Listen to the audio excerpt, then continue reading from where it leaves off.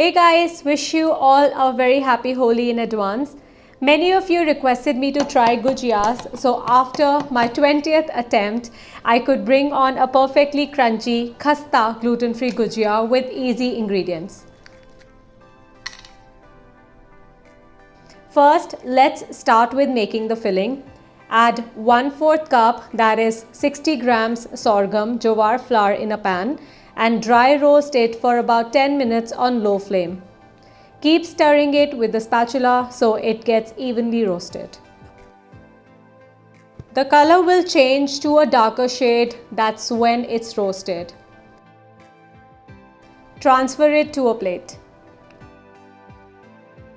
For cooking Khoya, either let the pan cool down partially or use a different pan. Put 150 grams of Khoya and let it cook on a low heat while stirring it constantly. For lactose-free version, you can skip adding Khoya altogether while following the entire recipe as it is. The filling will be dry but will still taste awesome. When the Khoya starts to brown, add 1/4 cup of granulated or powdered sugar. I'm not adding the dry fruits, so I prefer using granulated sugar for extra crunchiness in the filling. Let it cook for a minute. Add the roasted sorghum Jowar flour, 1/4 cup or 30 grams of dry coconut powder.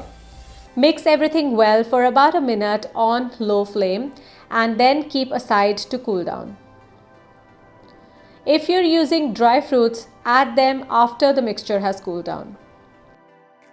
Now for our pastry dough, take 3/4 cup of gluten-free all-purpose flour mix, that's maida. The recipe is on the top right and also in the description box. 4 tablespoons of tapioca starch, that's Sabudana. 4 tablespoons of gluten-free gram flour, that's Besan. Now the most important ingredient, that's 4 tablespoons of white chia seeds meal. This will help us bind the dough together. 1/4 teaspoon baking soda. Give it a good mix. I am avoiding the use of extra xanthan gum for binding as using chia seeds is a healthy alternative. You can substitute this with flax seeds meal too. Add 1/4 cup plus a tablespoon of clarified butter, ghee, and start rubbing it against the flour. Please do not skip this step as this gives crunchiness to the gujias. Keep mixing till the flour is able to hold itself like this. Now start adding hot water little at a time to knead a stiff dough. It would take patience to knead this because if you add more water than required to get a soft dough, then the inside of the gujia won't cook properly because of more moisture in the dough. This is what I have learned from my experience. I've used 1/2 cup of hot water to knead it. Keep it covered with a damp towel or cloth for at least 30 minutes. After 30 minutes, massage the dough well for about a minute.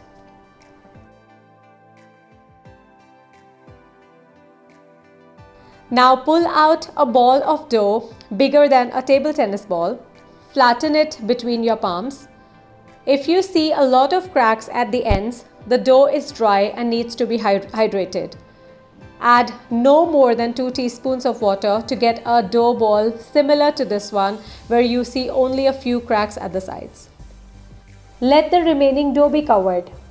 Roll out the dough to about 1 to 1.5 millimeter thickness. If the dough cracks while rolling, re-roll between your palms and then roll it out. Also, the reason to pick up a bigger ball of dough is not to stress about getting a perfect circle or crack-free edges. You can get rid of them when you shape it in the mold. Keep it on the gujia mold. Push the dough delicately into the cavities to allow the filling. Add a heaped tablespoon of filling on one side. Close the mold by lifting the empty side over the filled one and press tightly at the edges, removing the extra dough.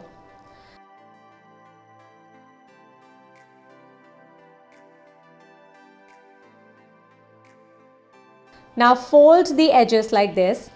Since they are very thin, they tend to break while frying, which increases the risk of gujias opening up in the oil. Pressing while folding ensures double seal.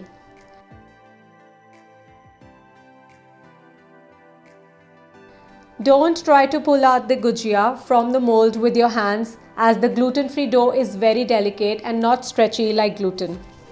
Instead, flip the gujia mold over your hand and then give a few jerks like this.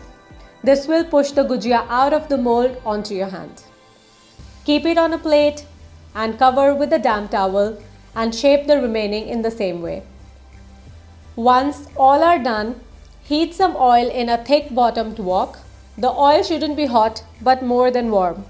Check the temperature by throwing a small ball of dough. If it jumps up immediately and becomes brown, the oil is too hot and you must turn off the heat and let it cool down. If you don't see any bubbles around it, the ball keeps sitting in the oil, it's too cold. The best temperature is when you see bubbles around the dough ball, but it doesn't pop up immediately nor become brown. Start frying the gujias a few at a time. Now, since there could be an issue with the gujia while frying, that it can open up if not sealed properly, bringing out all the filling in the oil, which will spoil the texture of other gujias being fried. Set a timer and flip every 5 minutes so the gujias get evenly cooked. If the gujia refuses to flip over like this, don't be harsh, keep trying gently. At this time, the outside is soft, so if we push hard, it might break. Each batch takes about 20 minutes. After 20 minutes, knock them lightly with a spoon to check for the doneness. You would feel them as solid when you knock, which means they are done.